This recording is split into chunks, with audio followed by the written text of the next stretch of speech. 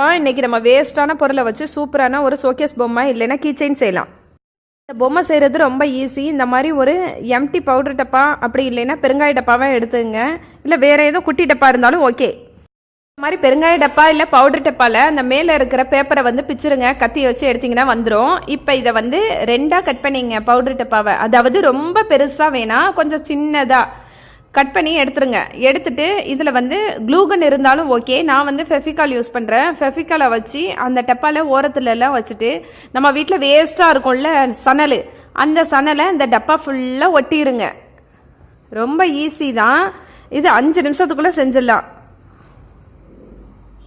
சணலை வச்சு அழகாக ஒட்டியாச்சு. ஒட்டினதுக்கப்புறம் அது மேலே வந்து பழைய லேஸு இல்லைன்னா ஏதாவது பழைய அழகான துணி ஃப்ளவர் எது இருந்தாலும் ஓகே, அதை இந்த மாதிரி ஒட்டிடுங்க. 2 ஓரத்துலையும் ஒட்டிட்டு இப்போ காட்டன் பஞ்ச் எடுத்து அதை வந்து கொஞ்சம் கொஞ்சமாக அந்த டப்பாக்குள்ளே அமுக்கிடுங்க.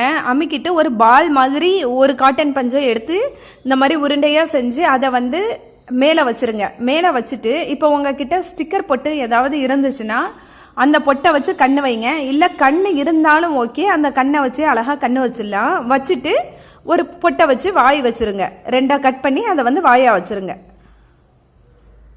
நம்மளோட சூப்பரான பொம்மை தயாராகிருச்சு. எவ்வளோ சூப்பராக இருக்குது பாருங்கள். இதில் நான் வந்துட்டு காது வச்சுருக்க மாதிரி அந்த லேசர் 2 பக்கமும் ஒட்டி வச்சுருக்கேன். இங்கே பாருங்கள் எவ்வளோ சூப்பராக இருக்குன்னு. இது வந்து பெருங்காய டப்பா, அது வந்து பவுடர் டப்பா. நீங்களே பாருங்கள். இதே மாதிரி நீங்களும் வீட்டில் செஞ்சு உங்கள் வீட்டில் ஷோகேஸில் வைக்கலாம். அப்படி இல்லைன்னா காரில் வந்து கீ செயினாகவும் போட்டுக்கலாம். இல்லை பைக்குக்கு எதுக்காக இருந்தாலும் ஓகே. இதை வந்து குட்டீஸ்லாம் விரும்பி செய்வாங்க. இதை ட்ரை பண்ண சொல்லுங்கள், நிச்சயமாக சூப்பராக இருக்கும்.